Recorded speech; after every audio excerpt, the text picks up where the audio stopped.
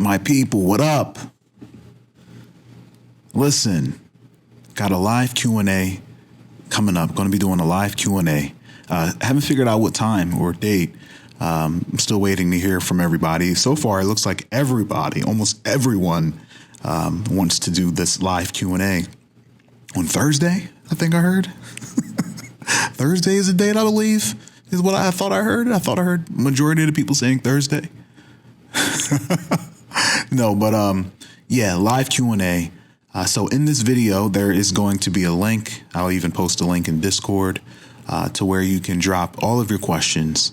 Or if you want to give it to someone who can ask it on your behalf, I would prefer you submit them. So in case that person, something happens and they're not there to ask those questions, at least your questions will get reached.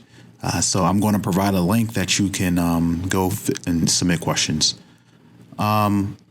Also, that's the live Q&A, but I am releasing pretty much a meta documentary on that episode, on that big episode. And for patrons, they can definitely get access to that. And there's always going to be meta for all the episodes. So that's going to be available very soon. You'll see the post when it goes up.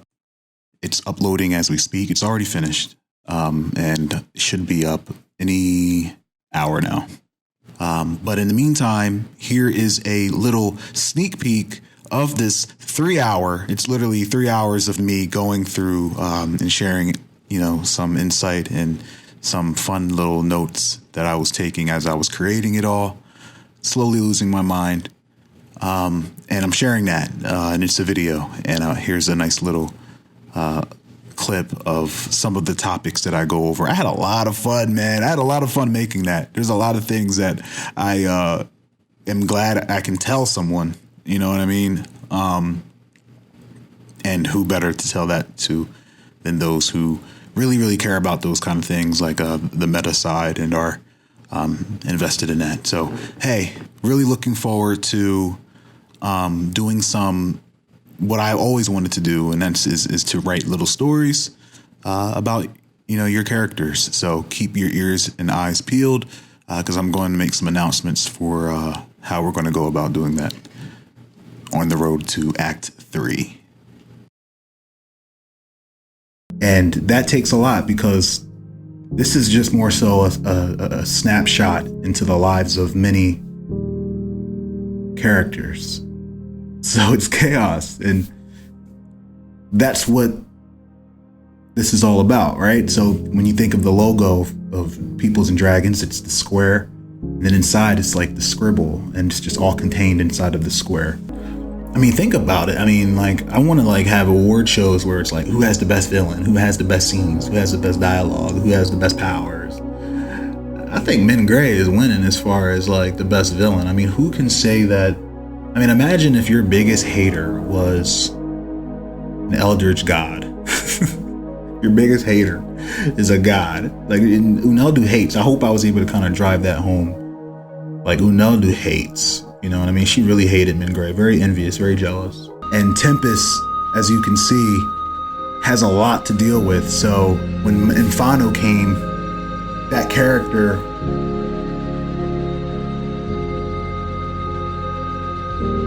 I don't know if Tempest would have been able to do all this by itself. So it's always great when we get good characters that can come and help the good guys. I really thought hard about it. That's not everything. That's not how I came to that conclusion, but I really thought hard. Who is this person? Because this character is awesome for one. But man, you're coming in and already betraying people. The part where...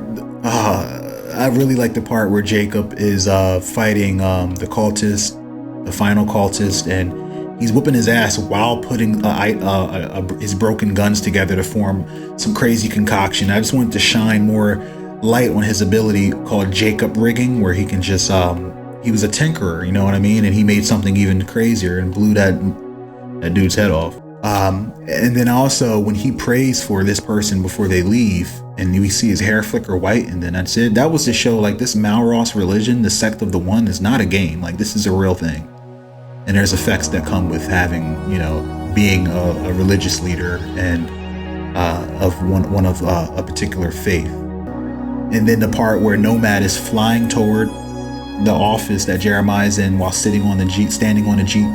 I picture him standing straight up, kind of like very reminiscent and inspired by the Red Ribbon Army in Dragon Ball Z. General Tao, he would always like throw something and then jump he would throw like a tree and then jump on the tree and use that to like transport himself, which was like I always thought was the most gangster shit I've ever seen in my life.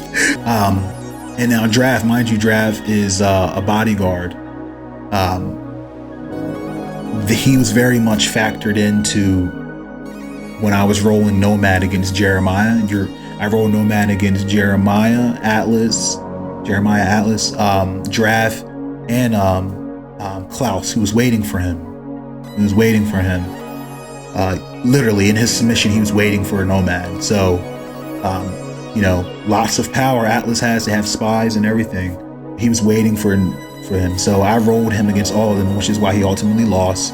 But Drav getting taken out the picture, that was just me adding some diversity to the combat. Drav had a fight scene already. Mind you, he's there technically being factored into the equation, but Nomad would had to have dispatched him. So pretty much think about it like he just beat Drav first. But that's not a main either. Drav can take a fucking, he got hit by a dragon tail, you know what I mean? So he can take a truck. He just got moved out of the scene, and that was just so I can clear the space to have a nice little interaction with Jerry and Nomad, and then so he can go toe to toe with Klaus.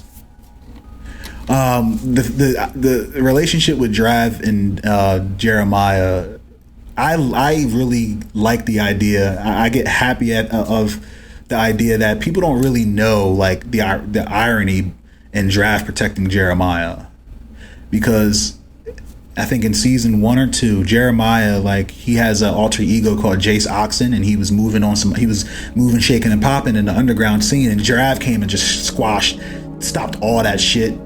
The Nagamatos fucked them, had a little encounter with them, but he really rained on Jace Oxen's parade and pretty much intercepted a big package. So whenever you hear Jeremiah act weird around him, it's because he hopes that Jace Oxen or Drav never realizes that he is Jace Oxen, and that he tried to take over the underground from him. But Jace Oxen or Jeremiah was using technology to cover his face and stuff like that. But now we have Drav working with him, and I just find it hilarious. So when he's ripping out, and he has his hand on Brezilik's spine, Drav, and he's punching Brezilik, and Jeremiah's like that could be me. I just find that funny.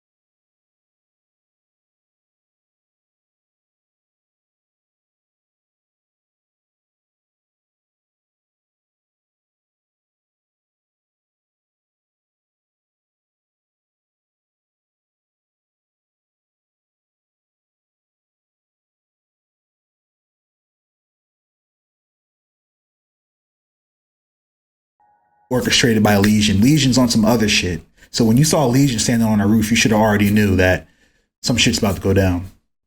And that was totally separate. Like Legion's submission was like, yeah, I'm gonna do this, and then I'm gonna stage a coup, and then I'm gonna fuck everybody up. And I was like, oh shit, because it was not like Jeremiah's submission. So I'm like, Legion, I like what you're doing here. Like you're really playing your character. You know what I mean? Jason Henry, like I was looking at Jace Beleren as more of a boogeyman. Like it was so demoralizing what he did to everybody in the last episode that I wanted to use him as this thing that was like, we have to avoid that from happening again. So that's why I was like deja vu, he comes back, because this is like your second chance at beating a boss. Like you loaded your file, like what are you going to do this time?